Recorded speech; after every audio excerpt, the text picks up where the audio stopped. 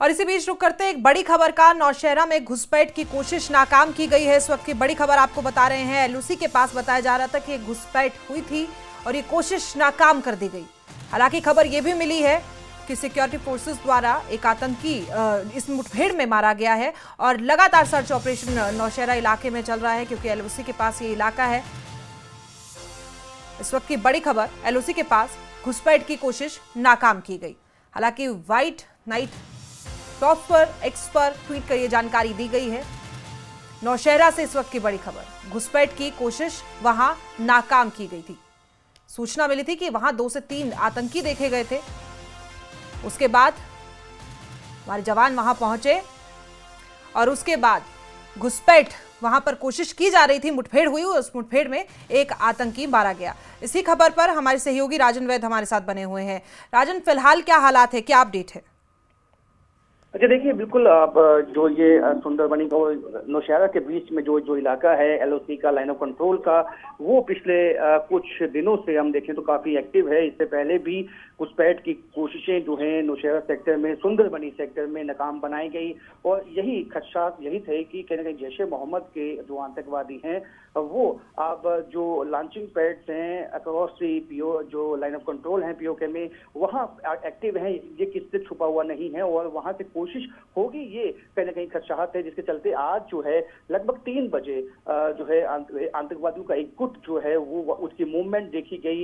ये जंगल का इलाका है, लाइन ऑफ कंट्रोल के पास का इलाका है, जहां से वो इस तरफ जो है घुसपैठ करने की कोशिश में थे। लेकिन पहले से ही हाई अलर्ट पे इस वक्त हमारी जो सिक्योरिटी फोर्सेस है उनकी जो अलर्टनेस के चलते जो है वो उनकी इस कोशिश को भी नाकाम बनाया गया और उसके साथ साथ जो वहां पे एक आतंकी है उसको ढेर भी किया गया। और ये भी उम्मीद जताई गई है कि जो अन्य आतंकवादी हैं वो भी जख्मी हो सकते हैं, जिनकी तलाश के लिए जो है इस वक्त वहां पे व्यापक तलाशी अभियान सिक्योरिटी फोर्सेस चलाए हुए हैं। क्योंकि पाकिस्तान अपनी जो एक तरह से स्टेट पॉलिसी है उससे कभी भी पीछे नहीं हटा है और हमेशा से ही जिस तरह से हमारे यहाँ सिक्योरिटी फोर्सेस को कामयाबी मिली पिछले दिनों में आपने देखा, चाहे वो किश्तवाड़ का इलाका था, चाहे वो कठुआ का इलाका था, तमाम इलाकों में जो उनके टॉप कमांडर्स थे उनको एलिमिनेट किया गया, जिसमें सैफुल्ला भी शामिल था। और इस तरह से अब कहीं ना कहीं एक बौखलाहट इस वक्त पाकिस्तान में और उनके जो एजेंट्स हैं और उनमें दिखाई दे रही है। और दूसरी सबसे बड़ी बात मैं आपको बता दूं कि जो आईएसआई